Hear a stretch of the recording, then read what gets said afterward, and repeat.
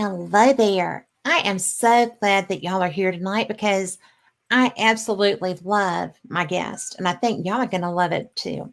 He is so much fun. And just so you know, Carl is on the road. So they're on their way to a wedding. So it's just me and my guest. He should probably be very afraid, but maybe not so much. Now, y'all have seen him before if you've watched me for a while. He's a lot of fun. He's a lot of smart. He is one of the better researchers I think in our field. He is he's just a lot of fun. He is a paranormal investigator. He's a parapsychologist. He is somebody who has his hands in just about everything. If I were going to pick somebody to go with me to do an investigation, it would be Randy. And that's saying something because I'm particular about who I investigate with. But if I had a problem case, this would be the guy too. So I'm going to go ahead and bring Randy Liebeck in. And hello. Hey, Kat. Good evening. Thank you so much for being here. You know, My pleasure. it's been a long time. It's been a And while. We've chatted a few times in the past. we have, and I've enjoyed it every time. I do So, want to make one quick correction before my parapsychologist friends get mad at me. oh, I am not a parapsychologist. uh, I do not have the specific credentials required for that label. I'm a parapsychological field investigator, and thank I you. work with parapsychologists. Thank you for that correction because that is a distinction. So I apologize for getting that wrong. But, one of the things that I'm really enthused about is that you approach just about any subject matter. There's never been something I've tossed at you that you did not have knowledge about. And I can't say that about everybody. If I So, can't make it, I fake it. But yeah, I do. I mean, I've been uh, wandering around this field for many years, so I've been exposed to, if not actual casework in different areas, I have at least read the literature and, of course, read Fate magazine for decades. So, yeah, if I have some knowledge of most paranormal, quote unquote, subjects, some more than other. I specialize in ghost hauntings, poltergeist cases, but I can also put a shot of whiskey in me. I can talk about UFOs or Bigfoot or whatever comes up. well, it's always good around a campfire with a nice shot, right? Yeah. Yeah. Well, the thing that I enjoy most about being able to do Fate Magazine radio is that I get exposed to so much. And Phyllis Galdi, who is the owner of Fate Magazine, will send me an email that she might have gotten or an idea and say, "What do you think about this person?"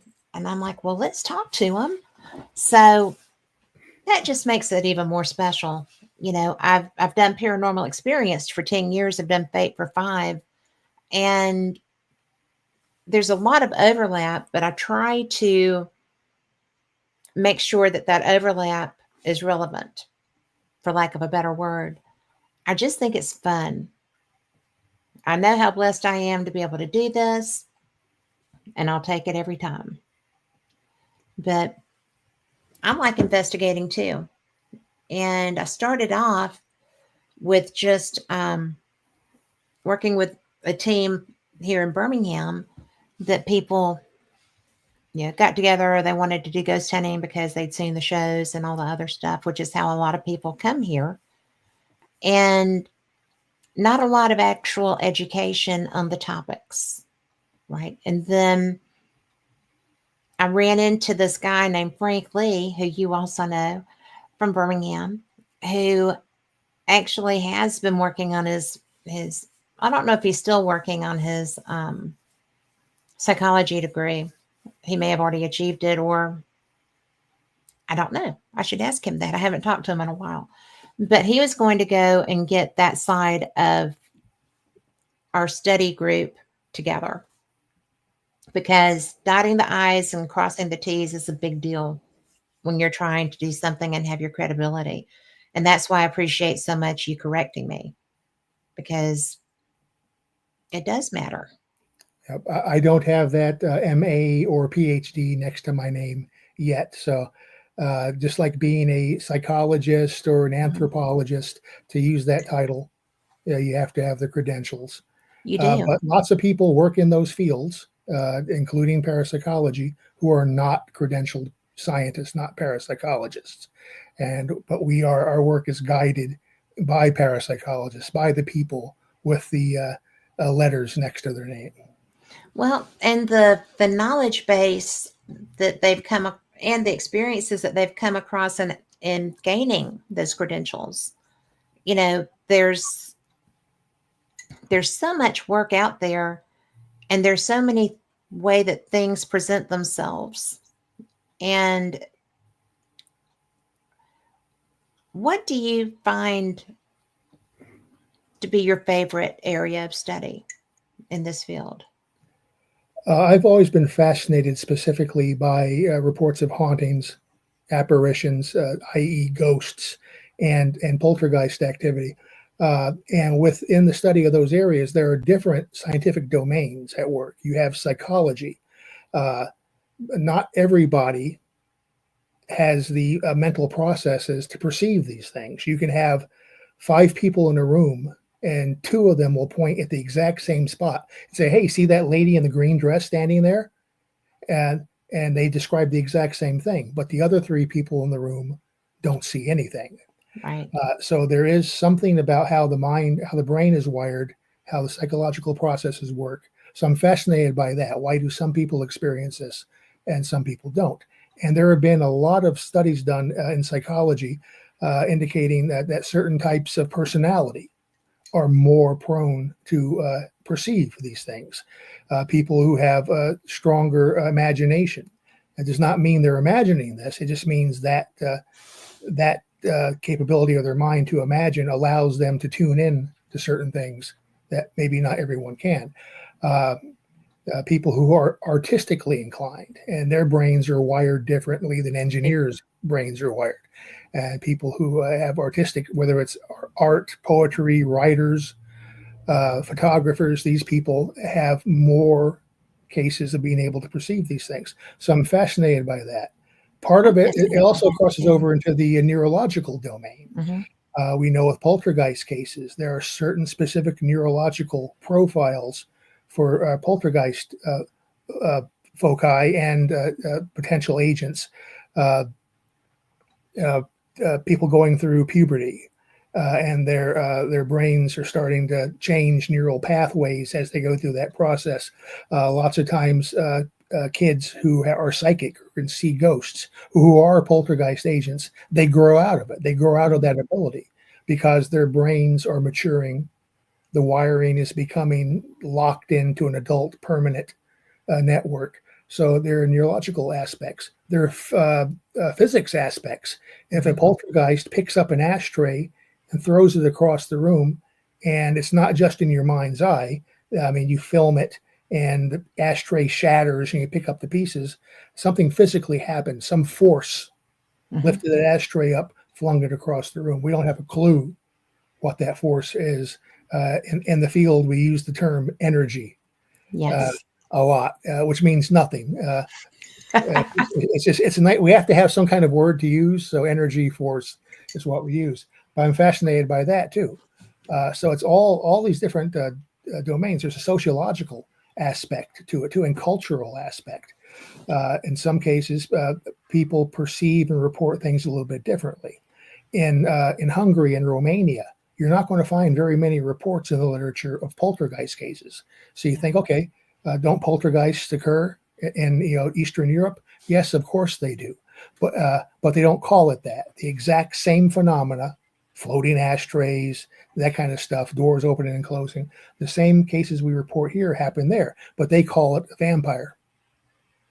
Uh, Vampire is poltergeistic activity. in Eastern European legend and folklore, particularly Romania and Hungary. They when these kind of things happen, they attribute it to the work of a vampire, and a vampire there is a little bit more broad than we look at it in the West. Here, a vampire is Count Dracula with fangs, goes and sucks your blood.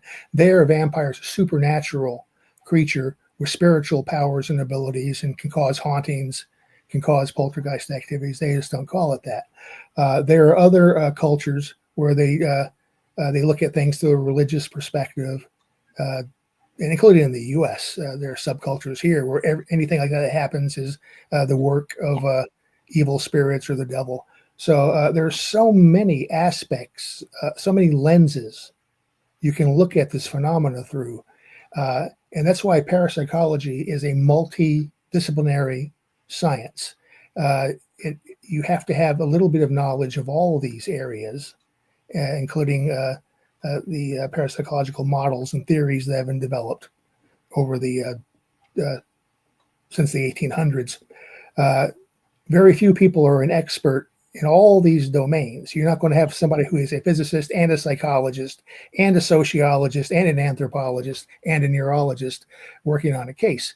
But most of the folks do have at least some coursework, some exposure to this, and others, but people specialize in their areas. So a great team for this kind of stuff is to have a psychologist, a sociologist, a neurologist, a physicist, and even a spiritualist. Bring along, somebody who says they're a medium, get their perspective and see if what they're picking up on correlates with what the scientific team is detecting. And very often it does. So that fascinates me. Well, that fascinates me as well. In fact, I'm more the spirit. Well, I'm pretty analytical, but I'm also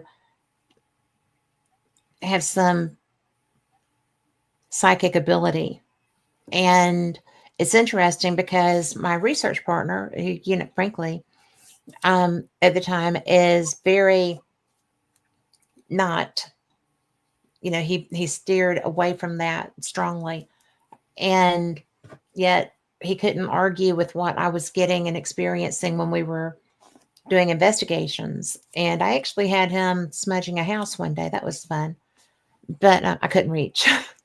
But it is nice to have balance, because it's real easy for somebody like me to go in and say, well, and I'm not a physical medium. I did have some medium experiences, like two evidentiary experiences when I was in Scotland, but I think that's just because of the energy there. It was very unpleasant, and I don't want to do that anymore. But it's interesting to me that I can experience the woo side of it, but I don't want it without being able to do analysis of it.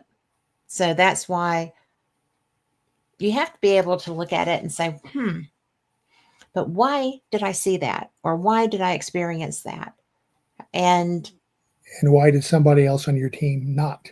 Exactly. That? Exactly. Because, it's no fun if you're the only one, having experiences. You need documentation of them, and then to be able to find a reason for them to be occurring. It's not always easy to do that. And there's so many, possibilities. I think anybody in our field who says they know the answers is talking out of their butt. There are clues, and there are things that point in certain directions, but we do not know the answers. Maybe the reason that something you perceive something in a location psychically, and someone else doesn't, might be because whatever is there. If we're talking about a ghost surviving human consciousness, maybe there's something about you that resonates with them, and you're the person they want to communicate with, and not the other person you're with. Or it may be that your perception, your psychology, your neurology is such that only you you're the only person in the room that can perceive and make contact with this, whatever it is. Don't know. They might like blondes. and that's why they're picking you. Um, what we have noticed is that some of the best evidence for surviving human consciousness, that some of these cases involve a ghost, the surviving spirit of a dead person. And there are always other alternative possibilities. I could come up with an entire alternative explanation for these things, which do not involve the existence of a ghost. With a The witness consciousness, residual it could consciousness. be your subconscious uh, causing this, causing internal perceptions which have no external reality, or there Mhm. could be an external reality, or but it might be that you or someone else at that location is projecting that through Well, psychokinesis, and you're right, just creating it. manifesting it Yeah. themselves. But there are hundreds of years of research with mediums and medium testimony on cases, and a lot of the evidence they present uh, is veridical. It can be verified as accurate when they're talking about, okay, this is the ghost of so and so. They died and so, and they're here for this reason. And very often, the research team does not know that information. And after the fact, when you go to the books and research it, the medium is absolutely accurate about this. And sometimes this is what they're saying is the first time this is ever made public knowledge. Mhm. It's not known to anybody until the research is done after the fact. So that is prima facie evidence that mediums and psychics are tapping into something that most people can't, at least not to that degree. Uh, but even then, the argument is going to be, okay, they're picking up knowledge, but is there a ghost standing there whispering Yes. that in their ear, or are they just picking up information? Are they tapping in to the Akashic record, the Yeah. holographic universe, or the giant cosmic internet? Are they plugging in and just extracting that information? So that can be argued as having a non-spiritual explanation. But I think I've been doing this work in the field and as studying it for many, many, many years, and uh, at this point, I am not wedded to the spiritualist hypothesis. I'm not going to say, yep, I'm absolutely sure that hauntings and ghostly encounters are, a dear dead Aunt Mabel coming back to make contact, because we cannot prove that. Right. Uh, However, there's a lot of suggestive evidence in many cases that makes more sense than some of the other ideas. But I'm also aware that uh, you can explain some of this stuff away, or at least try, without relying on surviving human consciousness, that people, living people, are causing this. I Uh, had that so I can happen. go either way. I think some cases are suggestive of one, other cases are suggestive of the other. There are some cases which seem to be a combination, where you have a witness who is affecting things psychically, but Mhm. there's also a dead person there. So many things are intertwined in a lot of these cases. Uh, but after all these years, I'm still looking. I'm asking questions and looking for answers, and am not locked into any one philosophy on it. I just think it's important for me to be aware of what the different philosophies and different models are, and try to look at these things through the widest uh, aperture possible.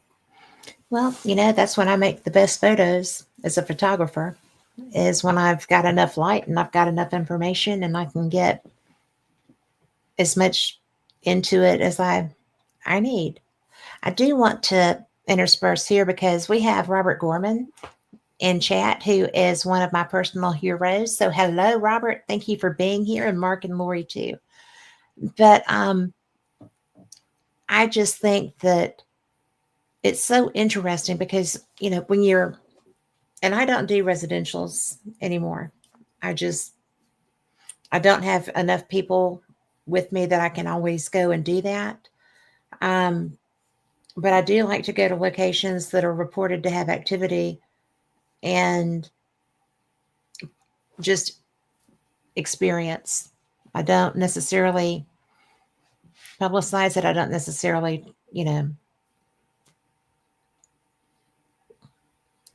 talk about where I've been. but but I like to experience things that I know have a history and that I feel has a strong and fairly well documented history. I don't like to go just to be a looky loo. I want to feel it. And but I do get where you're coming from because one of my one of my very first guests back when I first started doing radio was Dr. Raymond Moody, Hmm. and he is the life after death gentleman. Great author, great researcher, incredible scholar, and just a great human. And he lives near me. I didn't know that. But through him, I got exposed to some other really neat groups that you're familiar with. Um, Ions, there's some, I learned about Edgar Mitchell. I've been fortunate enough to get to talk to people like you, Ray Hernandez, um, just other people that do this from a science standpoint, I envy your role in this because you get to talk to all these people and get to like pick their you. minds, and that to me is amazing. I'm really blessed. I really am. And most of these people I spoke with when I very first started doing this, like 10 years ago, I've gotten exposed to so many ideas that I had really never contemplated. And then, like Ray Moody, who would have thought that I would just send him an email and say, I'd really like to have a talk with you. Well, okay, when you want to talk. And then he was late. So he was, you know, he was discombobulated. I was discombobulated. It was hilarious. And, you know, and now he's just somebody I think is an amazing person. So I think that of just about everybody I get the chance to talk to like this. I love learning.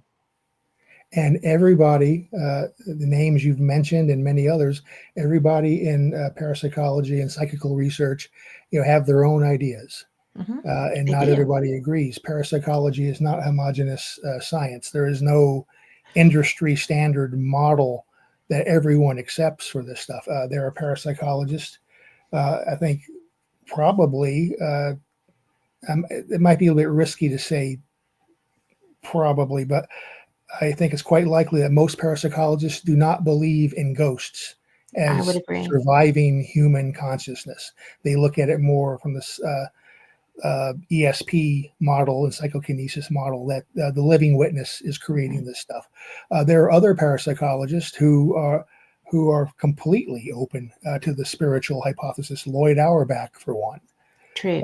he's had encounters that he's convinced encounters, with ghosts himself. He's seen things.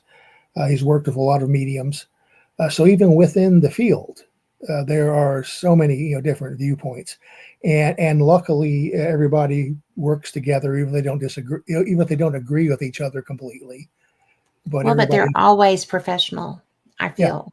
but, You know, the disagreement is not overwhelming. And Robert says in chats, science reinforces the bars of this spatial temporal prison that we call reality. We can't unlock the paranormal using methods and experiments designed to study our world. I would agree with that to an extent. I've learned, there, there is a growing sense within the field that Robert is absolutely right. yes. That these things happen. Uh, People throw around the term, quantum physics and multiverses and stuff like that, without really knowing what they're talking about. Hmm. And really, what we know about quantum physics, we only know on uh, the atomic and subatomic Hmm. level, and we can see that particles affect other particles and teleport, and information can instantaneously uh, uh, cross space. Hmm. Uh, so we know spooky things do happen on the subatomic level. So it's a natural and understandable thought process to say, okay, this we know this stuff does happen. It happens at the quantum level. Hmm. So maybe this explains what's happening at the macro level. This is explaining, the haunted houses and explaining ashtrays flying across the room. Uh, Maybe, but I just want to make it clear to everybody: there is no research or experimental evidence which shows that any of this uh, carries over from the subatomic level to the macro level that we can see and experience it. But Can I interrupt you? yeah, please Can do. you, for people that are not as science based, clarify those terms? Well, I'm not that science based either. Quantum physics is the study of reality and how things work Hmm. at the subatomic level, things that you can't see with your eyes, but which happen at the basic fabric of reality. Uh, and uh, classic physics tells us that affecting one object or one particle or one atom at point A will not affect any other atom that's not physically contacting it. Uh, and that's true. But when you break the atoms down into their smaller components, into the subatomic particles, and then you get into the quantum level where you're talking about things that are even smaller than subatomic levels, they've done experiments which indicate that uh, affecting one item, one particle, will affect another particle at a physical distance. We're talking very minute physical distances. Hmm. You to us, it seems there's no difference, but at Yeah, that level, yes, it's a huge chasm. And affecting one particle that is somehow connected with another particle, and what you do to particle A will cause the exact same effect in particle B. Uh, there are there have been studies done where even observing a particle. Some particles exist as particles, and sometimes they're waves. yeah, And when you decide you're going to observe one, uh, it it will do strange things, which indicates it's aware that it's being watched. How is that in any way, shape, or form possible in our understanding of reality? exactly. They've been doing quantum teleportation, where the particle A through don't ask me to explain the process or the equipment No, they're I using. just love Okay? the discussion. Yep. But using sciency equipment, they are actually able to teleport particle A to a different location instantaneously, like the USS Enterprise's transporters. Uh, so it just boggles my mind. This stuff does happen. It's real. Hmm. No one really understands how. It is counterintuitive for what we expect about how reality works. Yeah. Uh, Would that go back to the Philadelphia experiment? well, I'm not the right person to ask about the Philadelphia experiment because I'm quite familiar with it. I've read the books. I've seen the I mean, I know you documentaries. are. So Yeah, but it's a would work that of be the a kind work of of fiction. concept that's being described? Is the possibility for that? Well, uh, you can always retcon past stuff and try to apply current concepts to it. When Carlos Allende and the other folks came up with that story and sold the idea to Charles Berlitz to write about it, they were not thinking in terms of this could be quantum physics or spooky action at a distance.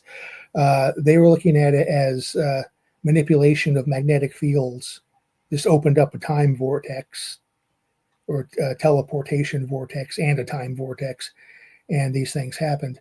I do know there's been a lot of uh, research and in-depth studies into this case done over the years, and a lot of very competent researchers have torn it apart. Hmm. It is a work of fiction. Uh, But is the idea of well, yeah, I mean, it could be. Let's say it really did happen, then some sort of physics it has to be at work to allow things to dematerialize, reappear in different locations in different time periods, for people to become fused into the metal of the USS Eldridge. So some sort of physics has to be at work, and it's not classic physics. It's not Einstein kind of stuff. It's Stephen Hawking's, Niels Bohr, spooky Spooky physics. physics. So yeah, if it was real, something else beyond our current comprehension of reality is at work. And it could be. Again, we're assuming that's a real case, which I'm not assuming. But Well, even in things that I think are real, in poltergeist cases, you have matter interpenetrating matter. The Tina Resch poltergeist case, Columbus, Ohio, mhm, 1984. The family refrigerator had eggs inside the refrigerator. Witnesses saw the eggs passing through the refrigerator door with a plopping sound and shooting across the room and smashing on the wall.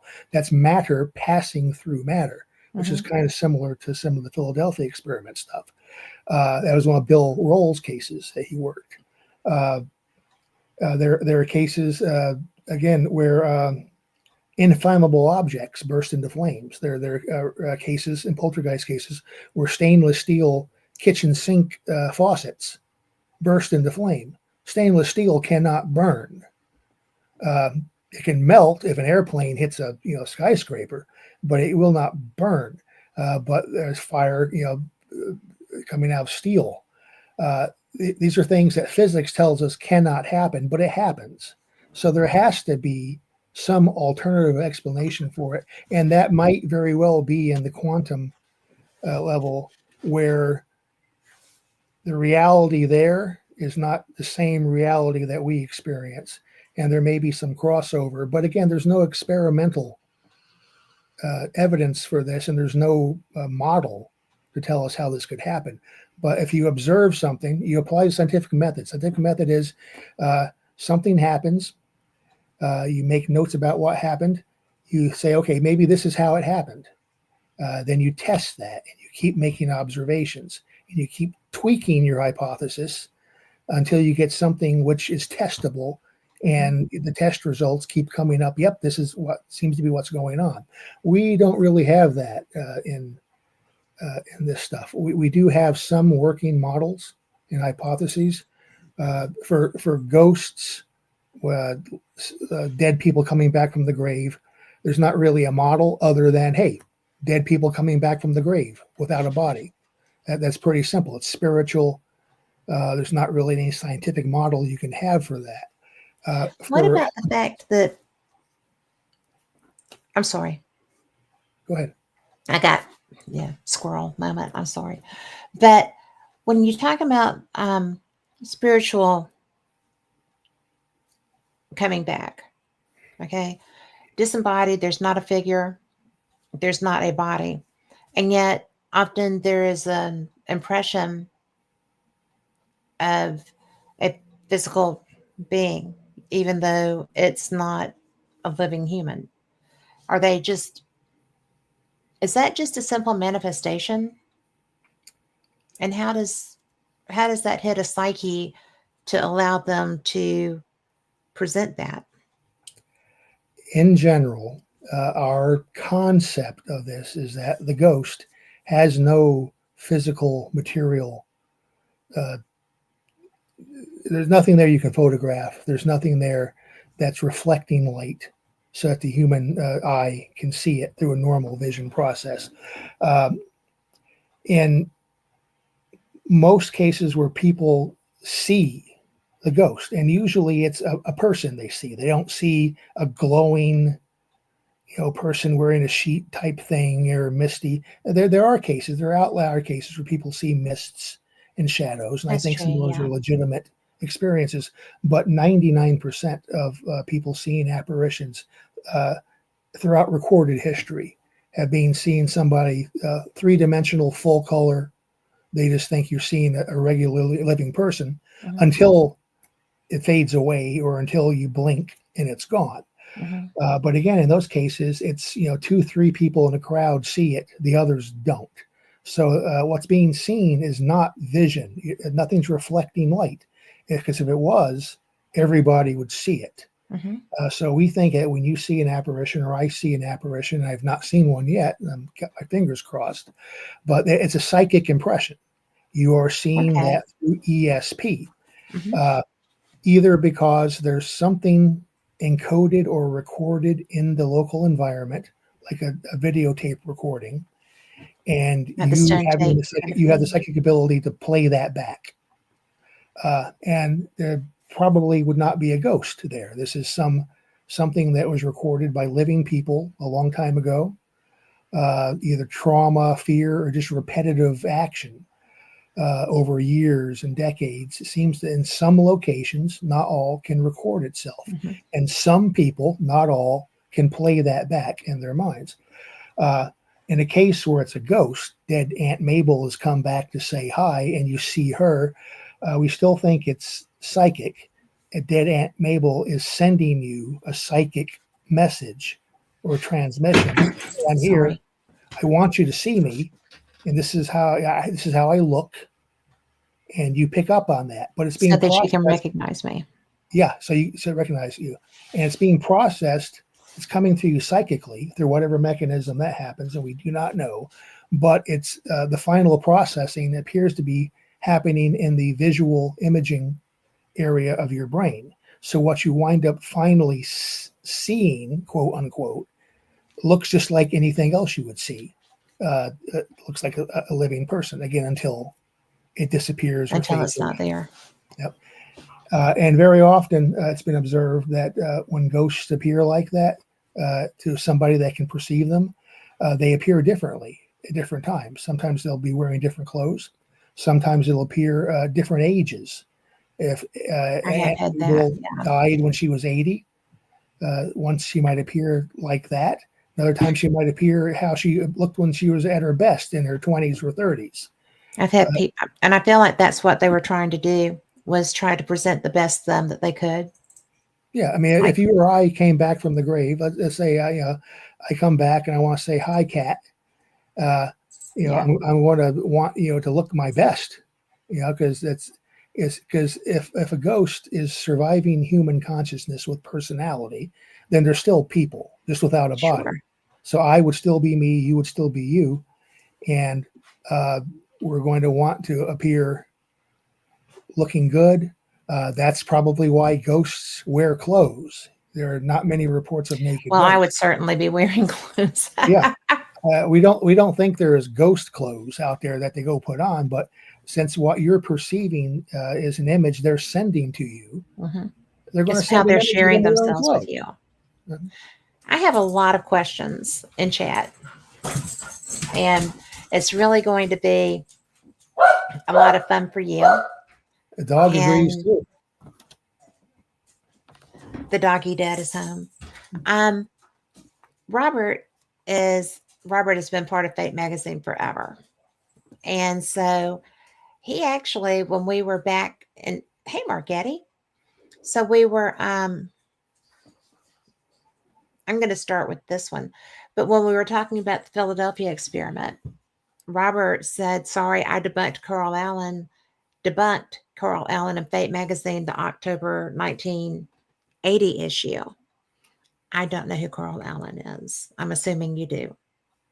He might mean Carlos Allende, who was the guy who claimed he was on the Eldridge and Okay.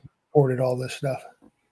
Okay. So I'm And also his real name might have been Carl Allen. I think Carlos Allende was a nom de guerre. gotcha. So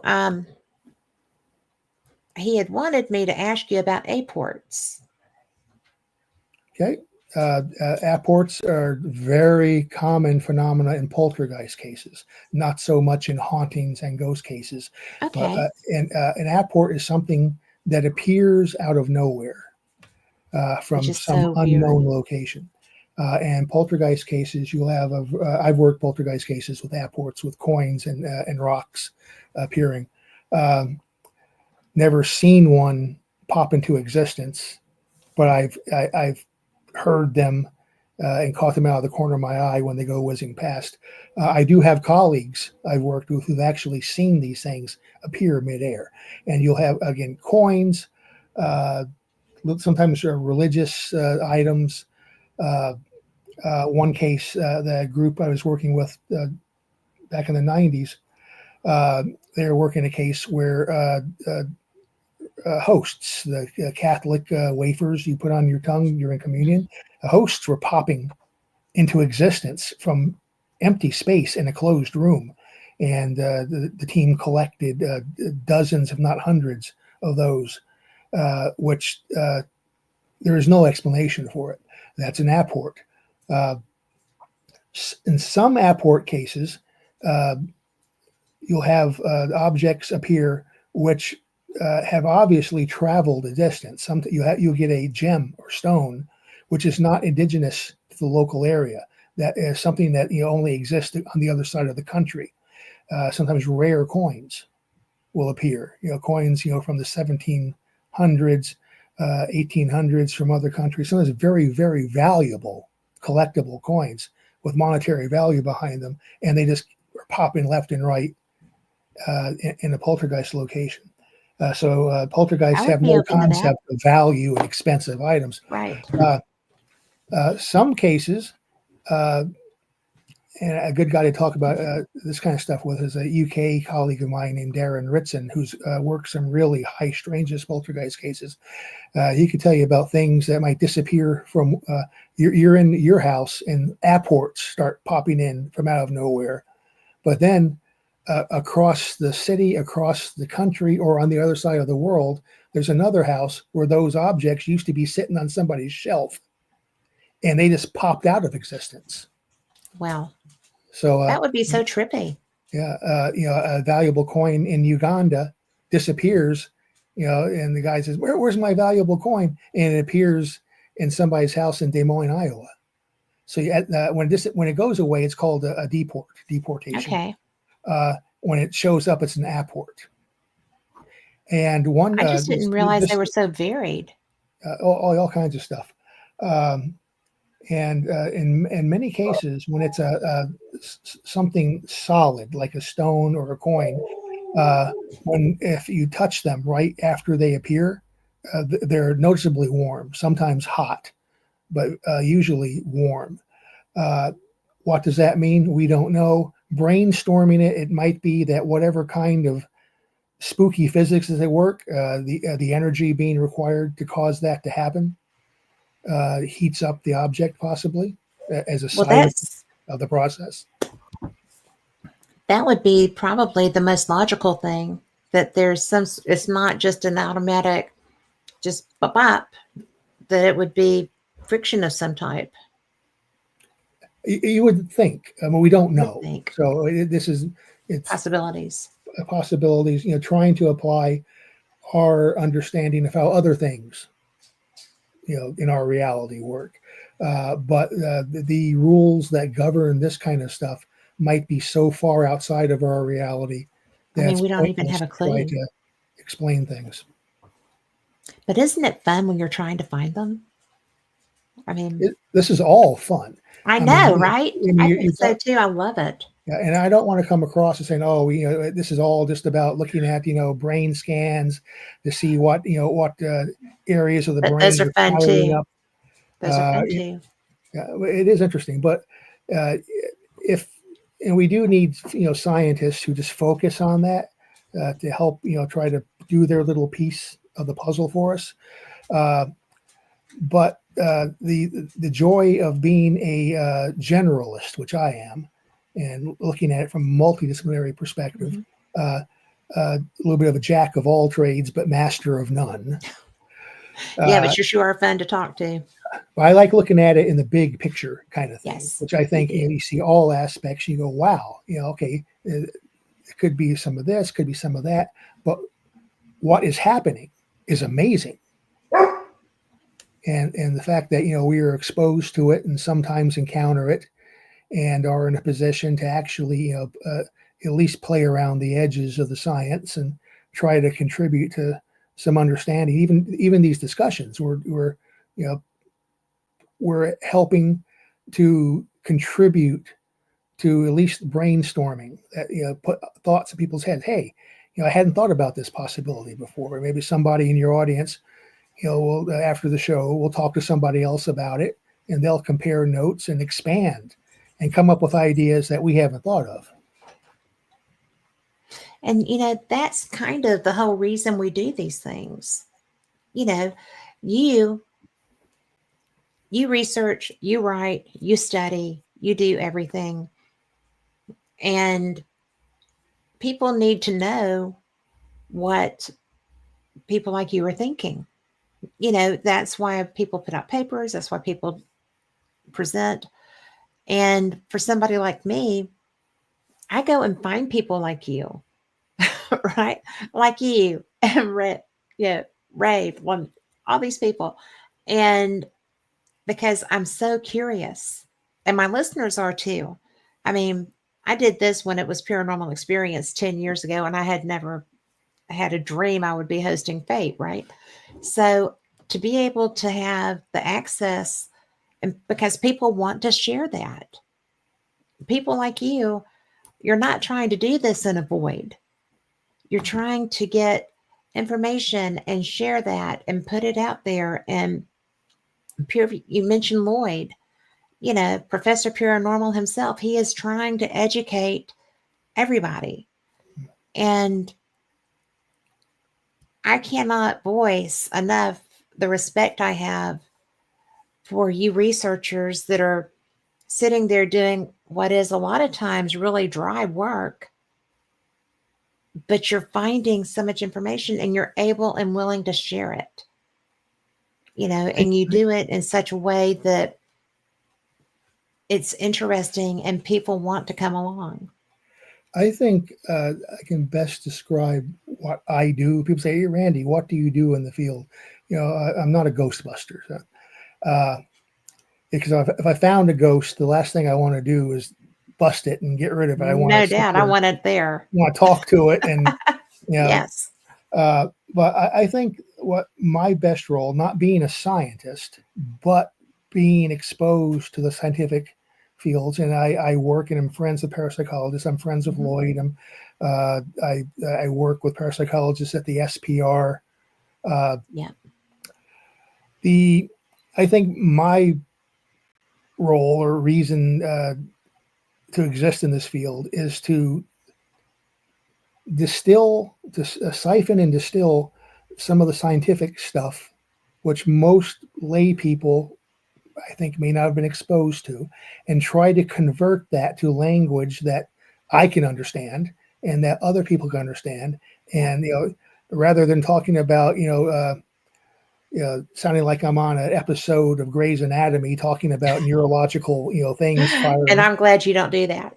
I So, just to say, hey, we think that certain things occur in the brain, mhm. as evidenced with adolescence going through puberty and stress, and actually changes how the brain functions. That combined with certain stress environments, which changes their psychology, Yes. and we think that obviously kids all over the world, go through puberty, have stress and have trauma in their lives, but not everybody creates poltergeist events True. or does not have it happen around them. So there are other factors. Some might be geological or geophysical as far as location, Mhm. maybe having this neurology issue and the psychology issue, but you have to be also at point A because it won't happen if you're at point B on the map. Uh, and these are all things that scientists have developed ideas and brainstormed and written hypotheses about, uh, which not everybody can sit and read every issue of the Journal of Parapsychology and the Journal of the SPR. I do. You Uh, do. so I pick out things I think are useful, and I try to uh, pass that on, filter it, put it in understandable language, and try to educate. It's kind of like a bridge between the science of parapsychology and the lay amateur ghost investigation community out there. To at least expose them, hey, there's a science that actually deals with this, and Yes. these are some of the things that are being done in that arena. At least be aware of some of them because some of it most likely does have something to do with what you're out there in the field looking for. Uh, So when I teach classes, lecture, occasionally I write. When I do that, I'm hoping to serve as that bridge. Well, I think you do a good job of that. I try because again, I don't expect the average person on the you know Monmouth County ghost hunting team to sit there and be reading the articles in the scientific journals. If they do, great. I mean, anybody can subscribe to the journals, but it is kind of expensive, and a lot of them are written at a level that even I struggle to comprehend. So I do too. if I can help dumb it down a little bit, so that normal people like me can understand it, and then spread that out. Say, hey, here's what I found out today, but put it But in you do English. that, but you do that so well. I mean, because it doesn't have to be dumbed down for you, because you could not interpret that if that were the case. So Yeah. thanks for, you know, I'm good at reading and comprehending the parapsychology journals, as long as they don't start getting into heavy statistics. mhm. Because when you start doing the statistical analysis and the meta analyses and stuff, I rely on the abstract, saying, okay, this is what this is saying. Because when I start getting into numbers and stuff like that, my eyes just glaze I was over. going to And say, is that where your eyes cross? yes, Because yes, it's where my eyes cross. So, I can, and one of the things that, I mean, when I started doing this, I had no idea what noetic science was. I had no idea that there was a Raymond Moody out there documenting these near death experiences or these death experiences. And, I didn't realize that what I had at one point was that. So, I just knew that I was there. I wasn't there. I was there. It was one of those things. But I did know that everybody in the operating room had wet hair, including the physician's child that had to come in there with them because it was 5 in the morning and there was nobody to take the child, right? So that was fun. But I shouldn't have known that, but I did. And it's really weird. You know, um, Robert in chat was talking about when we were talking about the airports, he said consciousness does not require a body, which is true. I've had a lot of things show up that didn't have bodies. It's very weird. And he said, we used to see ghosts of loved ones, and now we see ghosts of strangers. And I've done both. I don't know. I'll be at a location. I've been at a location that was ostensibly haunted and saw a person that I didn't know. So I guess maybe that is true. So, what do you, I mean, do you feel like this is completely going back? You okay with that? let's go back in the way back machine. The way, way back machine. It's not that far. But, when people, like I said, I like to go to locations. I've stopped doing residential work because I don't feel safe going into an environment where I'm not in control of it, and other people can be doing stuff. I don't have anybody to investigate with right now, so I'm not going to do that. But I do like going to locations, and I've been fortunate enough to visit outside of the country to do that. And I was on a battlefield. I've been on a battlefield here and had an experience with seeing a residual haunting. Okay. But when I was on a battlefield in Scotland, I had a physical manifestation, like I had been shot in my stomach. And it was weird because only one side had guns, and I would not have expected to be shot on a battlefield, hundreds of years later anyway. But and I still have pain from that every so often. It's like there's a residual pain that just kind of lingers with that. And it's not very often, but it's periodic. So, have you had any experience with researching a case that it was not a true injury, yet it still had residual I've not stuff? researched a case with those factors myself. I've experienced it myself, though. Have Uh, you? one guy who could tell you a lot about uh, feeling sensations of distress and pain and illness from haunted locations would be Dr. Barry Taff. I hadn't He had thought worked about a talking to case in Barry. California Yeah. where every time he entered the house, it was a house on Cielo Drive. Yeah. It had connection with the Sharon Tate Hmm. murders. And apparently there's something with that location which is toxic, uh, but toxic psychically, Hmm. and it Long caused him story all short. kinds of health problems. Uh, and he doesn't think it was a ghost there doing it to him. It was something embedded into the environment, some Hmm. change to the energy dynamics. The one thing I've felt, which may or may not be along that, uh, I'm a psychic as a brick. I go places. I'll have a psychic with me sometimes, and they'll say, "Hey, Randy, right there in that corner."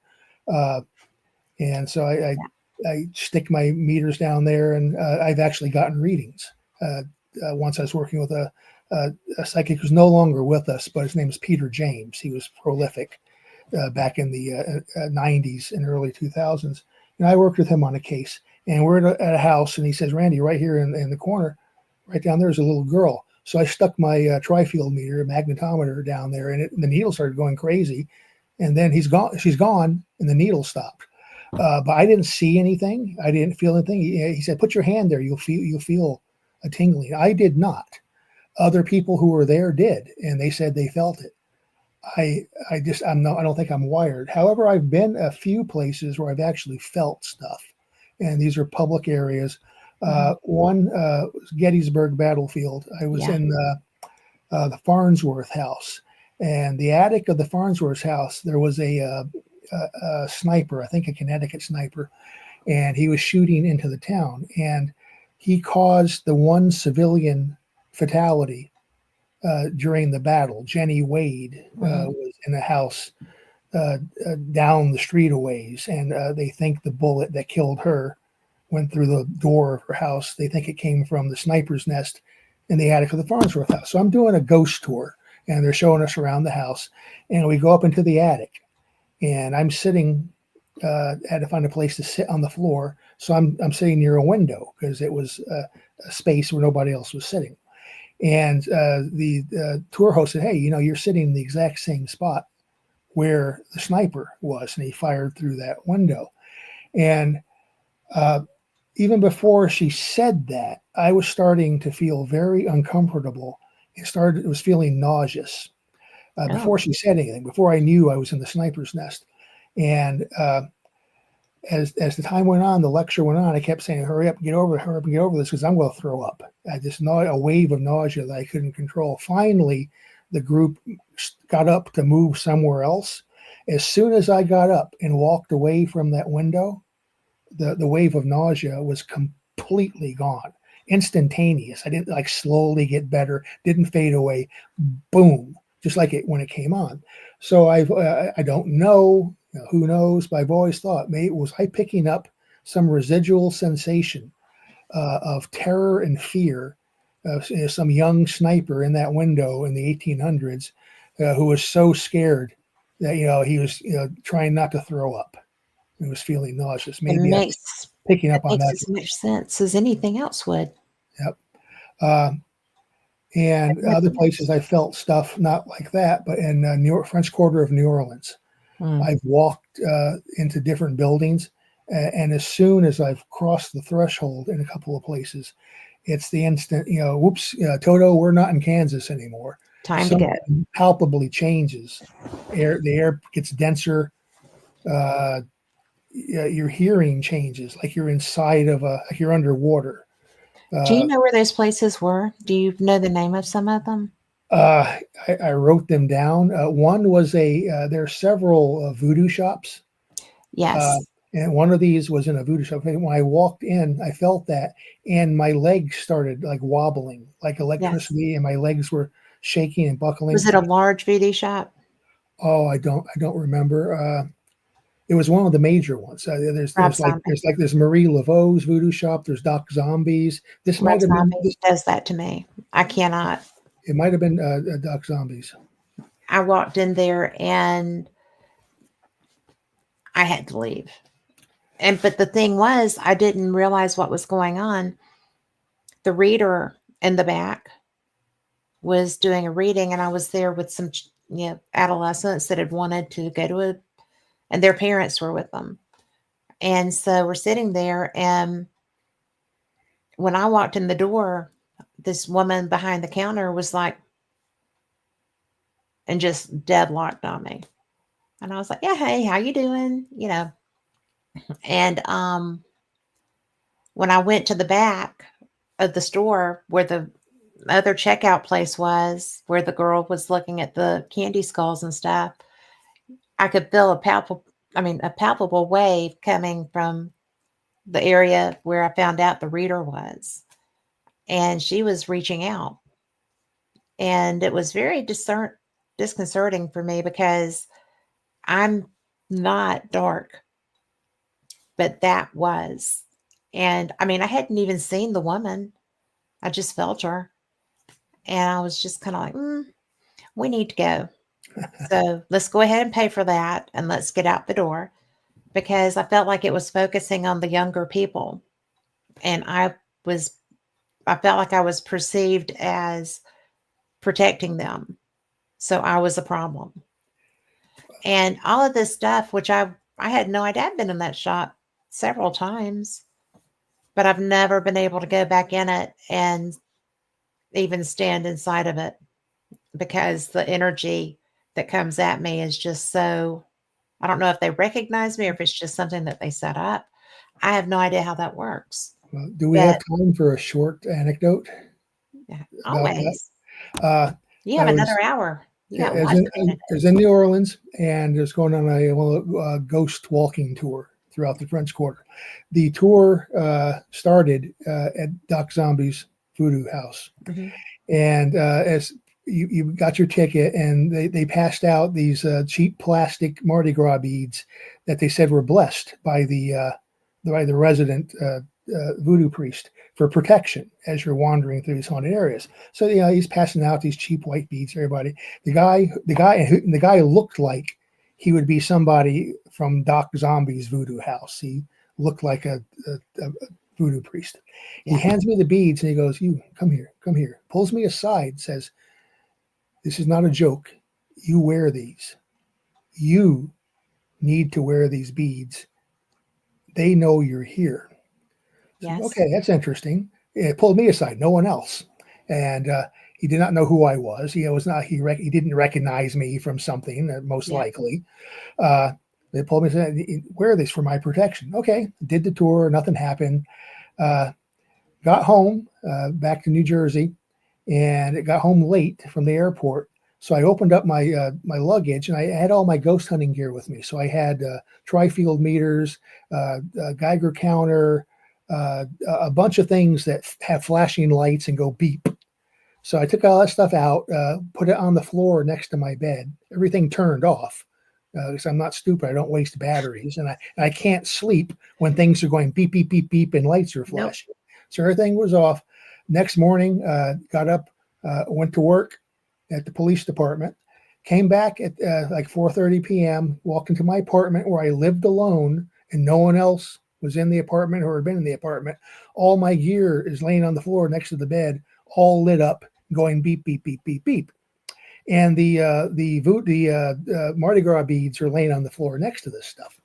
So okay, maybe I had a brain fart. I know I turned this stuff off, Yeah. but we all have brain farts. So okay, no big deal. Turn everything off. I'm still. It takes me 2 to 3 weeks to when I get back from a trip. It takes me that long to actually put stuff back away and unpack properly. So the stuff was still on the floor the next day. I go to work, come back home, walk in the door to the bedroom. Everything's on the floor. The lights are flickering and going beep beep beep beep beep. Okay, okay. this is not me just forgetting to turn this stuff off. Right. There's something going on. And of course, my mind goes back to Doc Zombie warning me, they know you're here. So the next day I go to work, everything's turned off, but I'm at work all day. All I can think about is when I get home and this stuff is going to be on, and I have my little camcorder with me at work. So when I open the door, I want to film it immediately to get evidence of this. Of course, now when I'm looking for it and expecting it, I go home, everything's off. Nope. So I still, that's one of those things that to this day makes me go, I And know, right? I still have the beads. They're right next to me on a shelf, but I'd get them, but I'd get off. I'd have to be off camera for a minute. So It's okay because it's so New Orleans is its own world. But I find it interesting that you were at the Rob Zombie voodoo shop because that is the only place that I have had that problem. And there were 4 adults and 3 kids, okay, that were together. We basically did a death march through the French Quarter because the kids wanted to sit. But anyway, so we're walking out, and my friend is behind me, and she was in front of me, and she turned around to say something to me, and she was like, her face was like, ah, and she's not prone to theatrics. And I was like, what? She said, somebody was walking behind you and then they weren't there. And I said, well, as long as they're not there, we're good. I don't know what to say. But no, that was one of the most, and I'm really not prone to flights of fancy. I do not get wigged out easily, but I could feel it was insidious. It was like so dark and so strong. Hi, Ed. And it was so radical. I mean, there was intent behind that outreach. And then when we were walking out, and Nina turned around and said, there's somebody that came out behind you, and there's nobody there. But I did not like that place. They do have really cool stuff. And if it doesn't bother you and you don't offend them by your presence, it's a good place to go. But I have a friend who is a voodoo queen in New Orleans. She goes by Bloody Mary. She does a really good job. She's got a neat museum.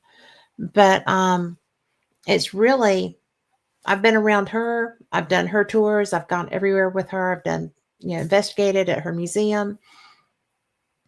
Nothing like that. And yet, you there are some places in New Orleans that are dark. There's some places in New York that are dark. There's some places everywhere that you go that are dark. But when I recognize that energy, and I'm lucky that I do, I don't mess with it because well, I it's don't like dark. not just the places. It could also be you're encountering negative, malevolent people. That too. I don't like them either. So, and I do have an early warning system for that. So that's good. That is useful. It is useful. And but it took me, I mean, I've always had it. I mean, I can read people's intent pretty well. So that's a good gift to have.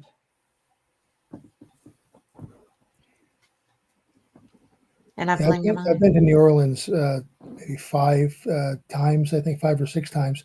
I'm supposed to go later this month again, but there's air traffic controller shortage at the Newark airport, and flights are being canceled and delayed for 10 hours and stuff. So I'm postponing my trip because I don't want to deal with airport hijinks. No, I wouldn't either. If you go back, um, when you get there, if you want to see a really interesting person and an interesting location, and her knowledge of New Orleans lore is brilliant, as are her gifts. But I can connect you with her, and Oh, I'd I'd be glad to appreciate do that. Yeah, that. And and you would really the enjoy more it. contacts I have, the better. She would be an interesting study. I think you would like that. Cool. So, because, voodoo is its own thing. We don't really talk about the side of manifestation of these type things. When people are actually, um, it's just weird. You Most know. people in parapsychology would poo-poo the idea of voodoo having any influence, external influence outside the people's expectations and fears. Hmm. Uh, that there's no malevolent energy or force being externalized. That you cannot be cursed. There's no such thing. It's all psychological. But there are others, Dr. Peter McHugh in the Hmm. UK, for one, Yeah. who's written a book about curses and that the idea that they might have some objective reality uh, that externalizes into space, and people can be encounter that and actually be influenced at a distance. Uh, and even if they don't know the curse has been placed Hmm. on them, so it's not expectation or suggestion. So different folks have different ideas about this. I remain open minded because I just don't know. Well, I think that I don't know about being able to manifest actual curses. I know that if you believe in something strongly enough, then that can happen. So we can manifest our own negative experiences, just like we can manifest positive ones. But I do feel like that if somebody is, it's such a lame word, but if somebody is manifesting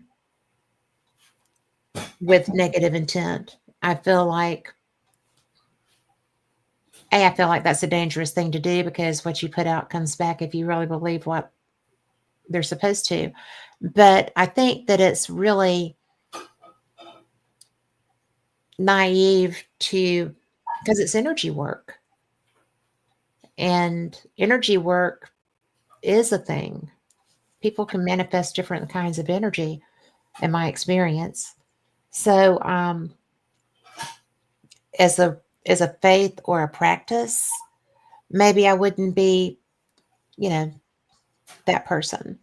But as far as working with energy with intent, I would have to say I do believe in that.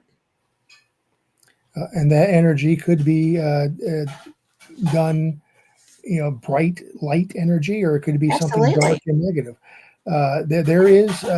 There have been studies, research programs done, which strongly suggest that that targeted prayer Hmm. does have an effect in healing. I That agree. when you Yeah. have two people, both with an illness or cancer or whatever the illness is, the you'll have one person who a group of people will sit around and pray on a regular basis, either at the location or remotely from a distance. And then the other person is a control where nobody is, praying or, and not always religious prayer, sometimes just positive thoughts saying, get better, heal, imagine yourself being surrounded by a white light and you'll get better. Oh, in the studies, which are legitimate, Yes. parapsychological studies, uh, the person who was prayed for had better outcome, healed faster, got better quicker than the control subject. So that is strongly suggestive that that intent can externalize from the well wishers and have an effect uh, out in the world. And I guess it's if that works, it's just as possible to send negative energy and in effect put a curse on somebody. Well, I'm familiar with the studies that show that prayer does work, but I would think that absolutely the flip side of that coin works too. And I mean, if you want to go old school, you've got the Bell Witch. you know, that was a manifestation of really evil intent. But I just really think that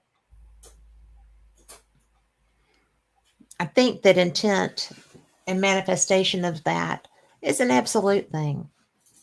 I mean, I have experienced it many times. So, We think that what the focus behind psychokinesis is intent, sometimes conscious. Like if you're trying to bend a spoon.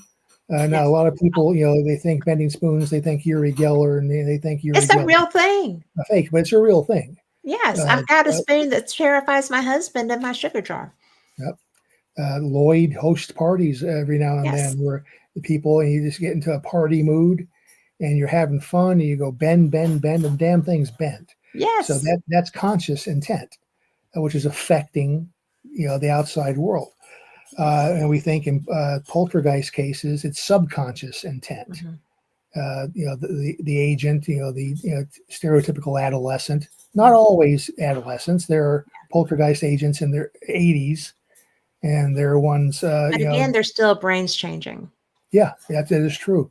They're going into maybe a second childhood at Mhm. some point, but they're adults. I've worked with poltergeist people they're definitely poltergeist foci, but I'm convinced they're also the agent, the cause of it. Mhm. And these are in their early 30s. Yes. Uh, but most commonly, adolescents, young teenagers, uh, and they want something to break or a door to slam, uh, because they have internal anger.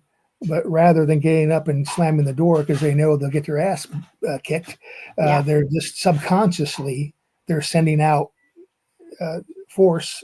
We're using that word force again Yes. because we have to call it something.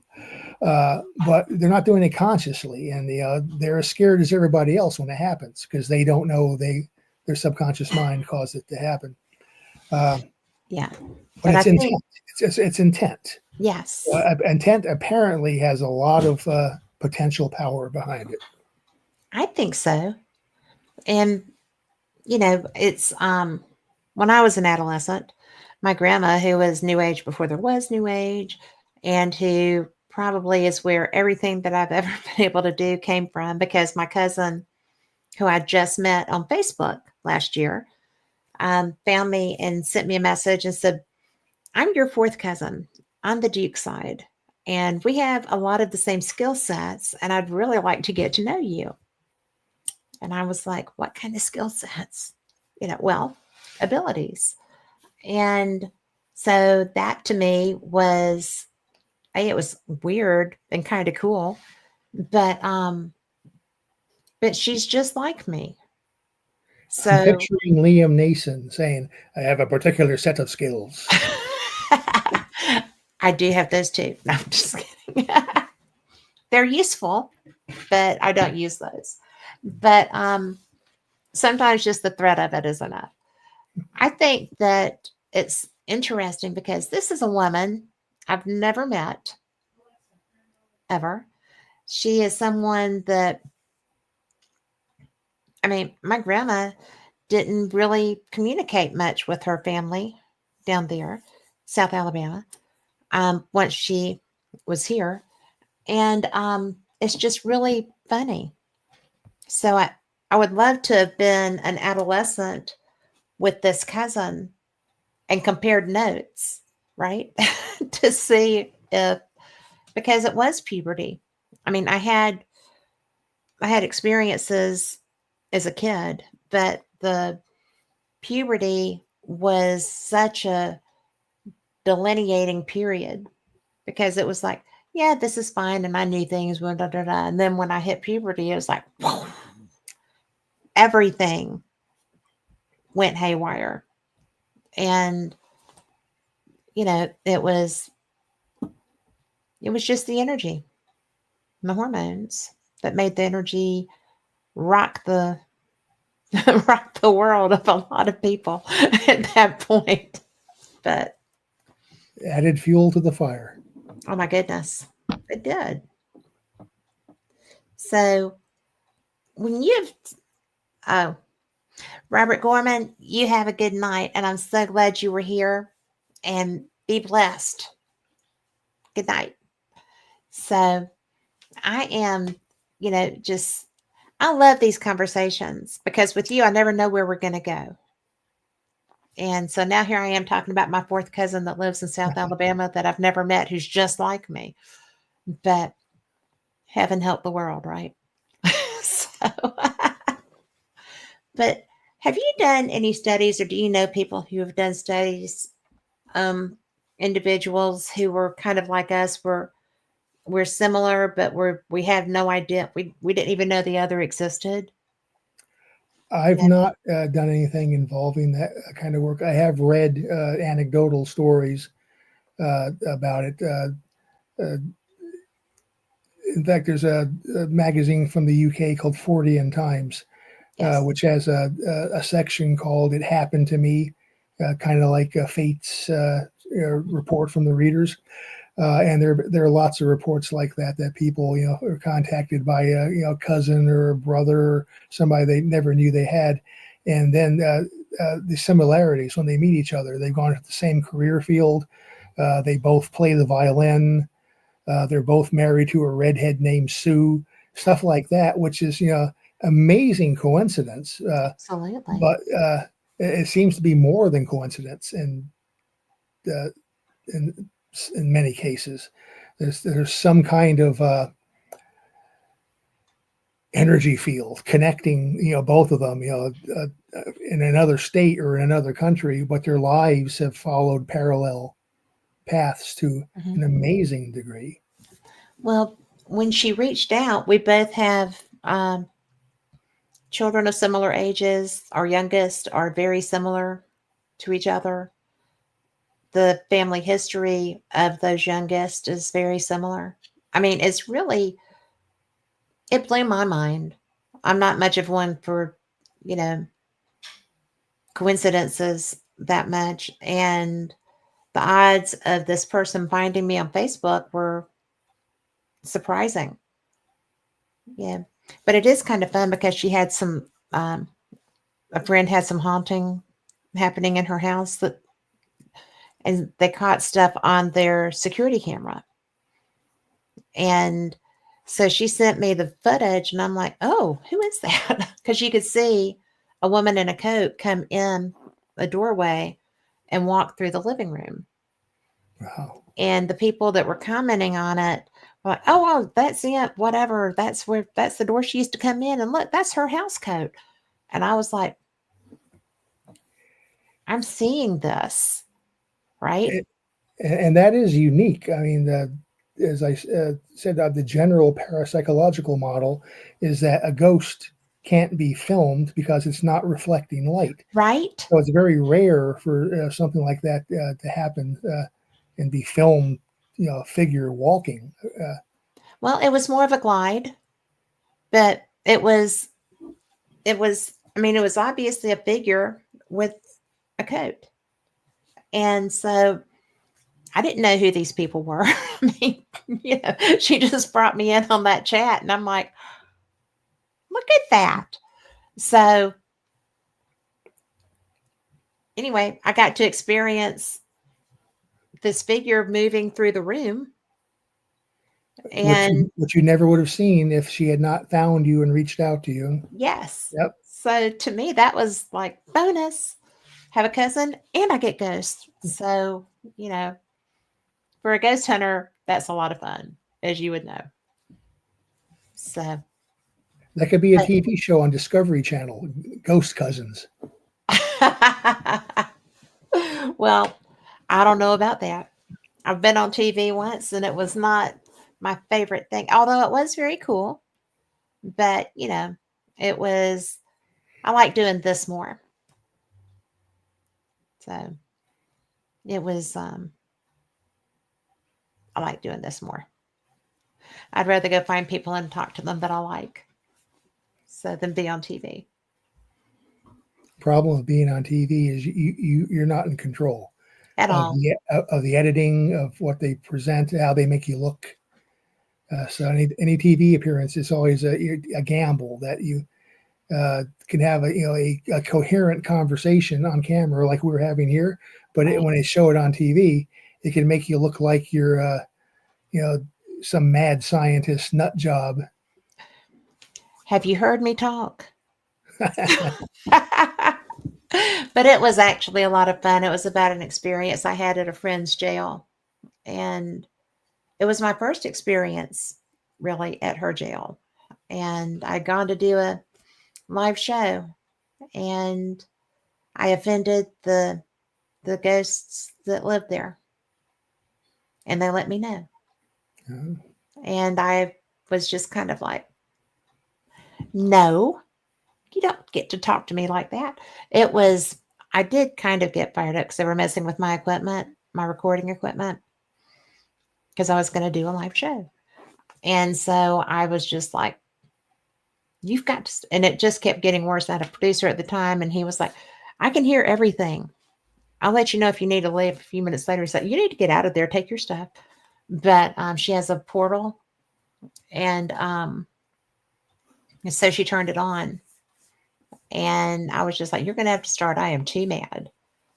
And we had a discussion.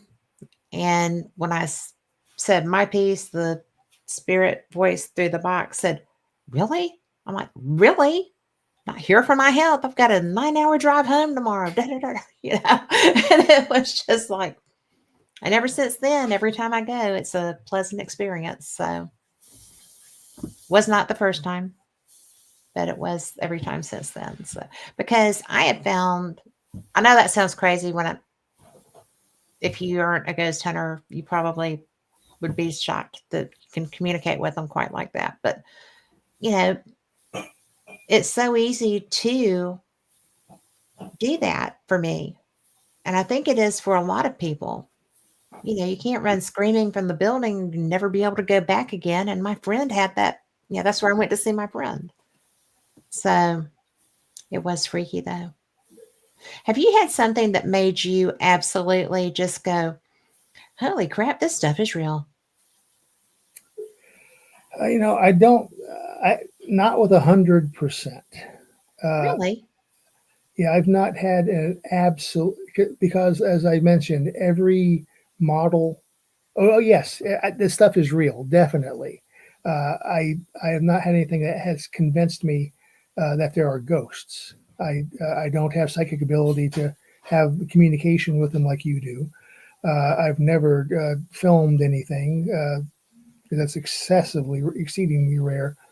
Uh, I've had experiences where I've seen objects moving under their own volition in a poltergeist case. Um, but again, somebody could always say, "Oh, that's some micro tremors underground. It's causing the house to vibrate and it's causing that to move." I don't think so, I agree. but I couldn't bet my life on it. And uh, I have felt things like at the Farnsworth House in Gettysburg, the nausea.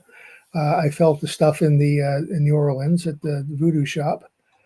Uh, there's other places. Again, I've walked through doorways either just as a tourist or working a case.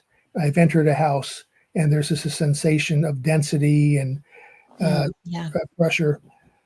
So yeah, there are things, weird things that I've experienced that are definitely real. Uh, I lived in a haunted house where everybody there saw things except me, but I saw their reactions to it in real Right. time. So yeah, I'm convinced that there is real stuff. But again, until the day I see, the apparition of Aunt Mabel appear in front of me, then I blink and she's gone. Especially if I know Aunt Mabel's been dead for 20 years. Hmm. That's the holy grail moment. I'm hoping to find. I doubt I'll be able to catch her anything on film because I think 99.9% of the time these things cannot be filmed. Either because they don't reflect light, it's happening as a message being sent to my brain, or if it could be photographed, I think there's a tricksterish element to a lot of this stuff, and it knows when the camera's pointed in its They direction. do. It'll So pop up annoying. behind you or somewhere else. Yeah. So I doubt I could capture anything as far as evidence, but to experience something definite where I would know, deep inside, hey, this is real, this is paranormal, there's no other way to explain it. And people who have these experiences, that's their experience. They say, yep, I don't care what the scientists say. I don't care if it doesn't fit within this accepted model of how, current spontaneous psychokinesis works. I don't care if it doesn't fit in with the current paradigm. I experienced it. I know this is real. I know this ghosts are real. I know, unseen forces are real. So you're never going to convince an experiencer that they did not experience what they did. So I'm looking for that experience. I've had things which skirted around the edges enough to make me have several. This is pretty damn weird. But no, slap in the face kind of experiences yet. And investigators get slapped in the face They in do. certain cases, or scratched or something. I I would would. love to experience that. Would you really? The scratching? Uh, I not feel that really, it's. I feel that it's something that's being kind of an ass when they do that. yeah, but again, it's undeniable that it's something real. Now, there is going to be a contingent in our field that's going to say, "Well, it's psychosomatic. You subconsciously Yeah, caused that to happen," and that is a thing. People it is a thing. can do that to themselves, but you have to look at the totality of the circumstances, where you are, what's going on. Uh, I am not prone to self injury, either consciously or subconsciously. So if I'm in a haunted house uh, where people have reported being scratched, one location like that, I was there in September and October of this past year, Edinburgh, Scotland. There's a Really? graveyard where the Mackenzie Vault is, and the Mackenzie Poltergeist is the term. And people who visit that vault or get near it are pushed, shoved, scratched. So I spent my time in the frigid cold hanging out around the Mackenzie Vault and saying, "Yeah, come on, I'm here, scratch me." And nothing happened. But if it did, that would be my aha moment. Because I would have very difficult time accepting that I subconsciously did that to myself psychosomatically. I just spent 3 weeks in Scotland Hmm. this year, and that's where I was in Edinburgh.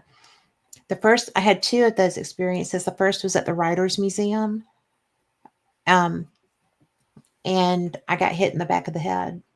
Felt Oh, like wow. somebody hit me with a golf club, and it I mean crossed my eyes, and I kept feeling because I felt for blood because I thought, did I fall? Have I fallen? I mean, I'm still standing up. No, I didn't. And so I finally asked, and I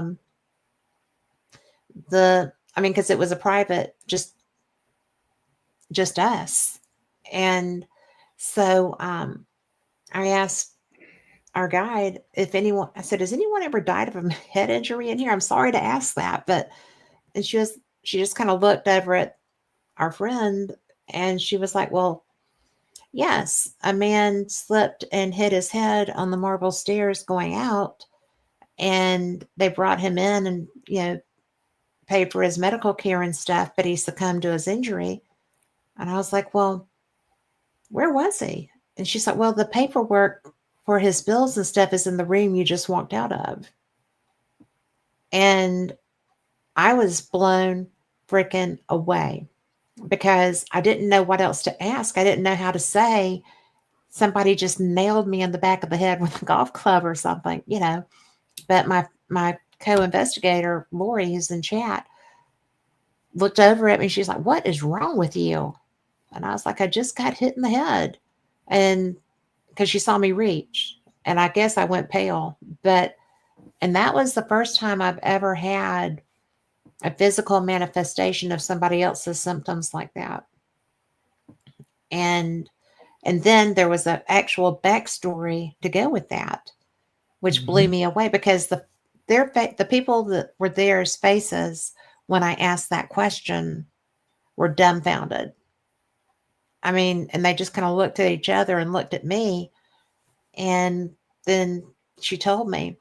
And then when I got shot on the battlefield, I was just walking, talking with a friend, and all of a sudden my abdomen, it felt like, the size of my fist hit me in the abdomen and went through.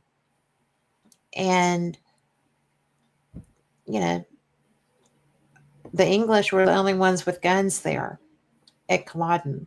I was on Culloden battlefield.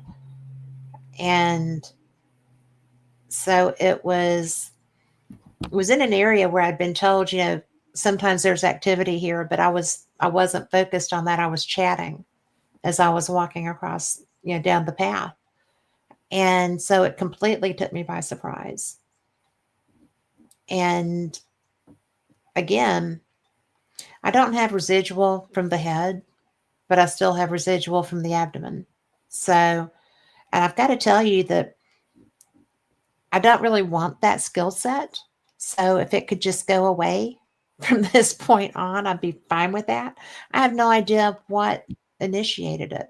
I've never had it before. Uh, So, those things are very commonly reported in the literature. That's one of the most common things is feeling a specific sensation, which, but an actual injury sensation? yeah, that's actually very common. Uh, Really? hmm uh, People report, yeah, people with mediumistic abilities, psychic abilities, report, the feeling of being shot, being stabbed. Uh, and then they do the research and find out that, yep, okay, that experience that I felt happened to this person at this time at this location. And when all those things correlate with each other, that is a significant evidentiary value when that happens. Well, but can you turn it back off? Well, I'd be a little bit concerned about your abdomen still being painful. Usually, this is a Well, there's transient. nothing wrong with me. I mean, You've been checked out. yeah, Okay. because I didn't That, know why it was still doing that. I don't know. I've not heard of that. That is uncommon. Uh, But it's not all the except time. It's almost like a phantom, well, phantom pain that it just periodically does it. It's not constant. It was constant for a while we were there because we still had another week after that. But it was it's not often now, but it does still happen. And there's nothing wrong with me. I've been to the doctor. is it enough of a pain that it really bothers you when it flares up, or just It just reminds me that it happened. uh, It's uh, it's like the parameter of the circle. mm, It's just like, hello. I've not heard. I've not heard of a case that lingered like that. Usually, it's very transient. You're at the spot where a person had that injury, and then you feel something like that injury. Yeah, Uh, that's what happened at the Writers Museum. But the thing at Culloden, it wanted to come to America. it's possible, and just because I'm not aware of a case with those specific dynamics doesn't mean there's not. I've certainly not reviewed every person's experience in the literature of the I field. just So, I just had no idea, really, that that was a common thing because I'm yeah, not a medium. yeah, being in the location. Uh, well, a medium, if it's a ghost that wants you to know what happened to it, and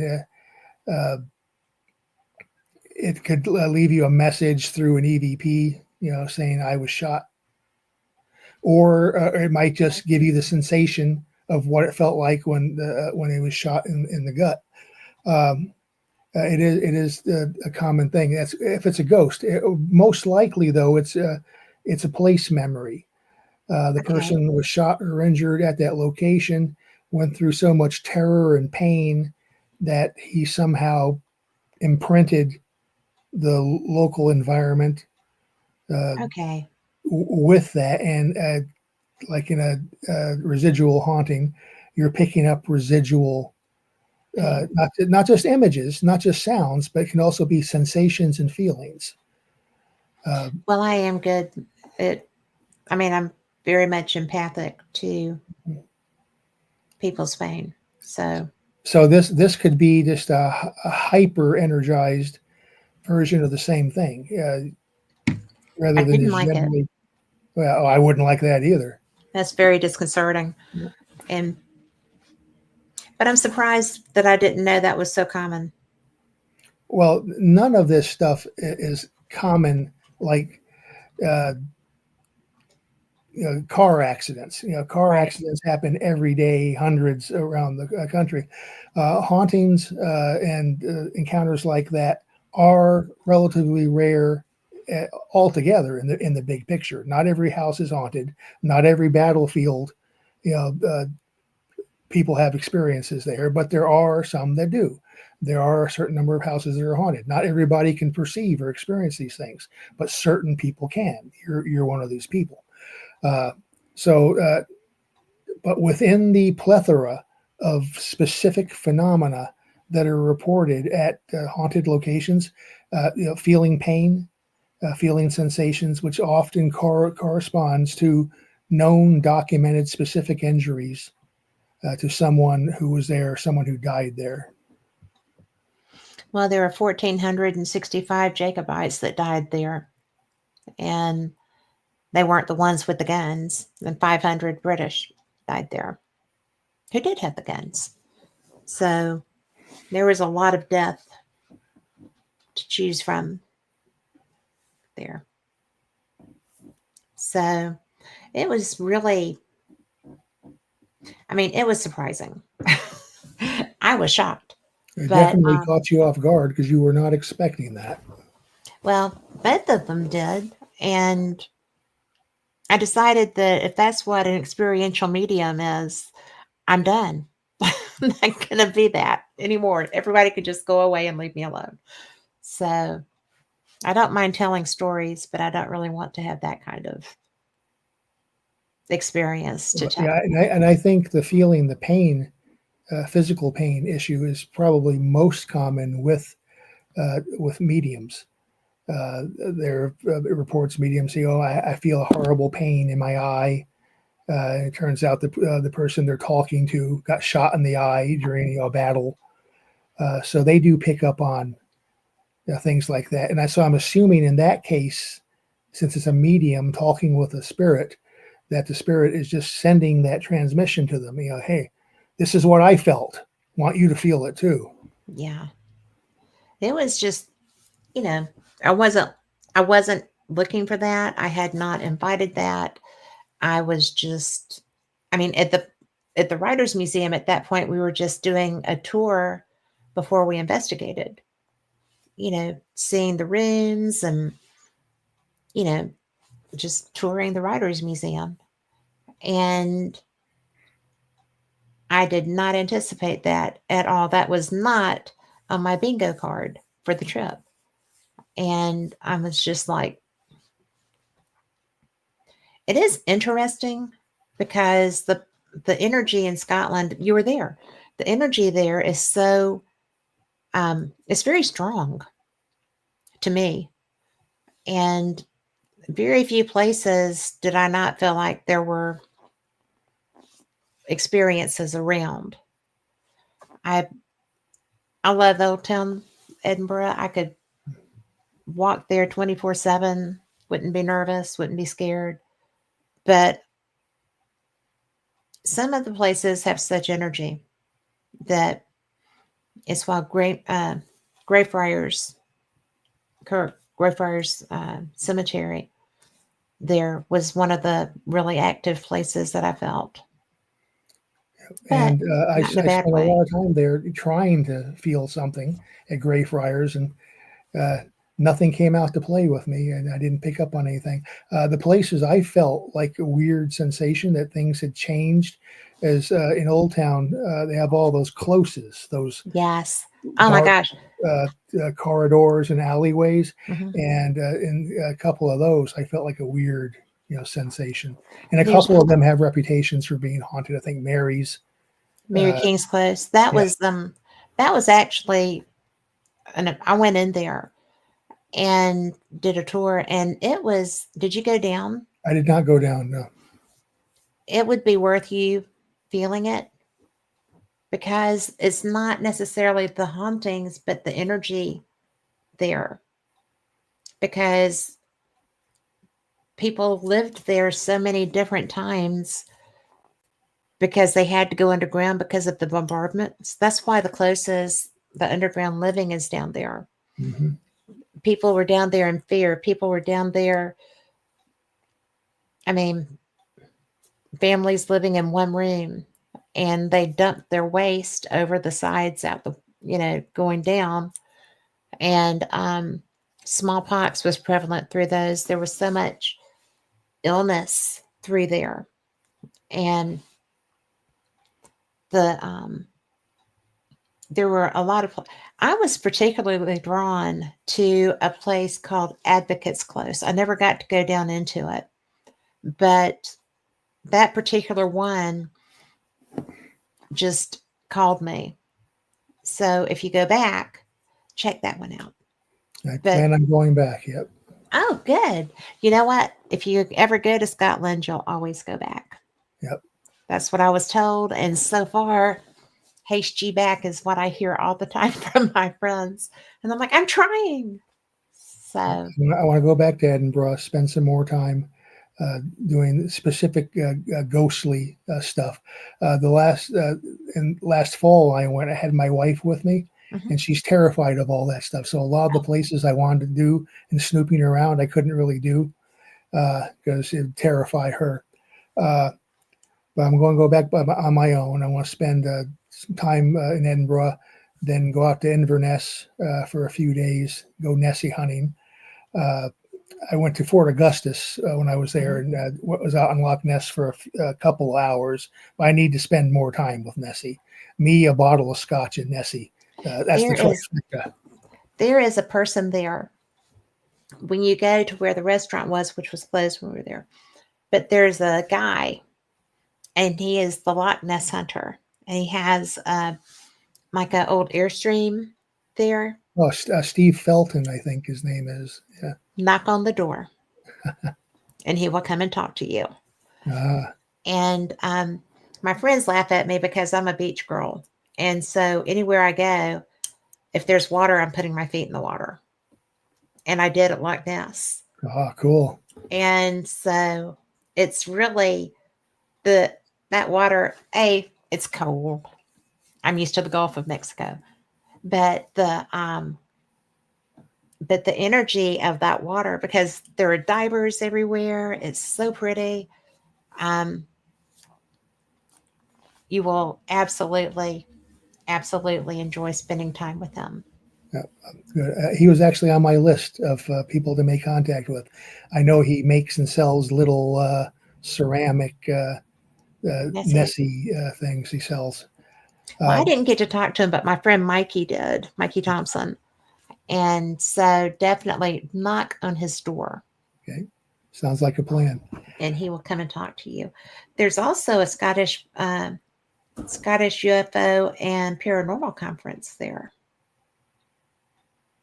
that you could, it's very small. It's not like what we're used to here, but it was still interesting because Malcolm Robinson was speaking. Oh, I know Malcolm. Yeah, So he was, we've not met, but we've chatted. Yeah. yeah. And, it's just fun stuff. And that was in Glasgow. So, and we'll talk about all the places off the air because I envy you getting to go back soon. It's a wonderful, wonderful place. And the area around Loch Ness and Inverness and some of the other the Lochside towns, there's lots of hauntings, lots of haunted buildings. You got Yes. Boleskine House on the shore, which had a history of haunting ever since Yeah. Aleister Crowley lived there. Yes. And there's one school of thought that Nessie might not be a physical creature; it might be some manifestation caused by all of the spooky, ghostly stuff going on in the area, and maybe even Aleister Crowley made a spell and summoned Nessie from the Yeah. multiverse. From the depths. Yeah, Well, from the she's been there longer than he was. yes, oh yes, So, but it's really interesting. You're right. The Highlands is spectacular. And we got to investigate some places that are off the beaten path. And because we were in Edinburgh, we connected with our friends of Scottish Paranormal, going up to 5. We spent some time in St. Andrews. And then we connected in Inverness with our friends from Highland Paranormal, which is a TAPS team. Okay. So they were brilliant. Everybody there is brilliant. But there's so much that you still get to go back and look at. You're going to have so much fun. That's the So, plan. how long are you going to be there? Don't know yet. I'm looking at summer of next year. I want to do a week in England. I want to go to Cornwall. I have a Oh, colleague who's going to take us to the Jamaica Inn, which is supposed to be a very haunted inn yes. on the shore there. Uh, some more stuff in London. I love London. I haven't Uh, been yet. and then after that, head back to Scotland, do a few days in Edinburgh, then head up to Inverness for a few more days. Well, Inverness is brilliant. And they have the oldest house in Scotland there, the Abertoft House, which is beautiful. And it's just, you're going to absolutely need to connect with these people because they are Scottish Paranormal is a true research group of ghost hunters. They are, in fact, they were Ryan O'Neill. One of their founders was Scottish Haunted Scotland and on Haunted Ireland, also on the Discovery Channel. Very, very professional investigators. So it's a lot. They're good people, and you would you would do you would be a lesser if you didn't get a chance to meet them. It would be fun. As the time gets closer, I'll make contact and I'll drop your name. Do that. Do that. I'll actually send a thing and let them know that you're coming too. Cool. So what do you have that you're going to be other than having this wonderful trip this summer? What else do you have coming up? What kind of research are you working on or I have no active field investigation cases. And every year I get fewer and fewer calls for that because all those uh, people who are experiencing stuff are calling people they work for these Billy Bob's Ghost and Demon Hunting Club, yes. and that's not what I do. Obviously, So, they've never found a demon, or they would not be looking for that. But and, yeah, if you ever thought about that, if they believe in demons, and you're looking at a demon as the biblical concept of a fallen angel with all of the amazing power, skill sets. Yeah, an amazing set of skills, uh, and you're going to go, some college kid yeah, with some burning sage, you're going to go, take on, Asmodeus from the yes. third circle of hell. I don't think so. But hey, to each their own. Uh, but yeah, there are They so won't do many. it but once. Yeah, once. But there are so many. I think at the latest, there's like 3,000 or 6,000 individual uh, ghost hunting groups in the U.S. who have a website. That Lloyd had mentioned that Oh recently. wow. Uh, so the field is saturated, and I mean, the fact is 95% of these groups are not credible and do not have the appropriate skill set. They might be uh, uh, have their hearts in the right place. A lot of them are just in it for the thrill, to be running around graveyards at night and getting drunk. But there's so much diffusion in so many different groups that Yes. I no longer get. And Lloyd told me he had the same problem too, that he doesn't get the calls for cases anymore. All the people ask, well, what TV show are you on, or are you an affiliated TAPS family member? Oh, you're not. Oh, then you're not a professional. Oh, okay. Uh, That's so not the requisite. but so I'm not doing that much field investigation unless it's like doing stuff in Scotland and in Gettysburg on Mhm. my own, like you do. Uh, Well, I am doing a research project. I am, and if anybody listening has any leads for me, we're all familiar with the concept of sleep paralysis, Mhm. where people are laying in bed, they wake up, they are awake, but then they realize they can't move. They're paralyzed, and Mhm. they feel a sense of impending evil encroaching on them, and they'll see figures. They'll see dark shadows or figures or demonic looking creatures enter the room. And they're terrified, they're in fear of their lives, they can't move, they can't scream, but eventually you struggle enough and you can break out of that and you yell and everything is going on. Uh, uh, Science, parapsychology, and medical science looks at that as a purely uh, medical Mhm. and neurological phenomena. You are you're awake, but you're still partially in a dream state. And when you're dreaming, the body sends chemicals throughout the body to paralyze you, so you can't hurt yourself while you're dreaming. If you're dreaming that you're running, you don't actually want your legs Right. running in bed, so your body paralyzes yourself. So we think it's all uh, well. The model is it's all a medical thing, nothing supernatural. There's no entity entering the room. I have come across a couple of cases out there in cyberspace where people have mentioned, yeah, oh, my wife saw this thing too. And she tried to wake me up and couldn't wake me up. And she saw, Oh. describe this. Only one or two cases that I found just surfing the web in different discussion forums for people who have sleep paralysis talk about and share their experiences. It's not paranormal discussion groups. It's sleep paralysis discussion groups, but a couple of people had mentioned that somebody else saw and experienced what they experienced. Uh, so I want to do a survey uh, through all. I'm going to reach out to the parapsychological groups, the societies, the journals, and I'm going to reach out to the support groups for sleep paralysis and see if I can find any more of those stories where it's more than one person. Because Right. if it is, if there is a uh, enough of a number of cases, one case might be an outlier, somebody might be making something up. But if I can find more cases where it's multiple experiencers, that opens up a whole new can of worms. And this may go nowhere. I may not find any cases. It might not happen, Well, other if you than the don't one. try, you'll never know. Yeah, but I want to look because if I can find something, this could be profound for the field. Mhm.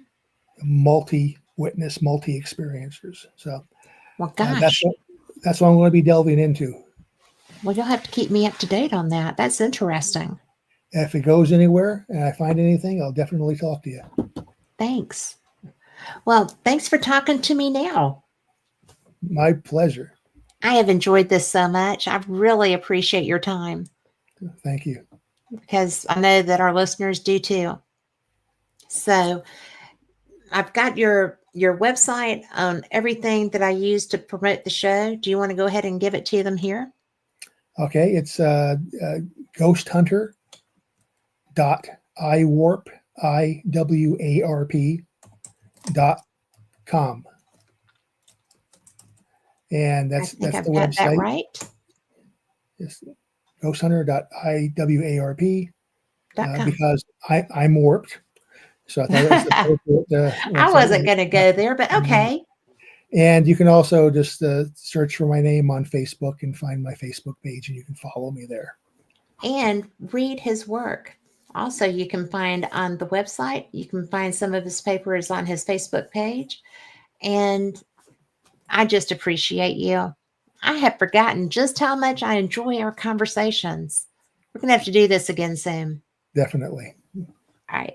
And for everyone listening, you're the reason that we do these shows. I appreciate y'all being here. If you're listening to this in rebroadcast, I hope you enjoyed it nearly as much as I did. And we will see you next week. Same cat time, same cat channel. Good night.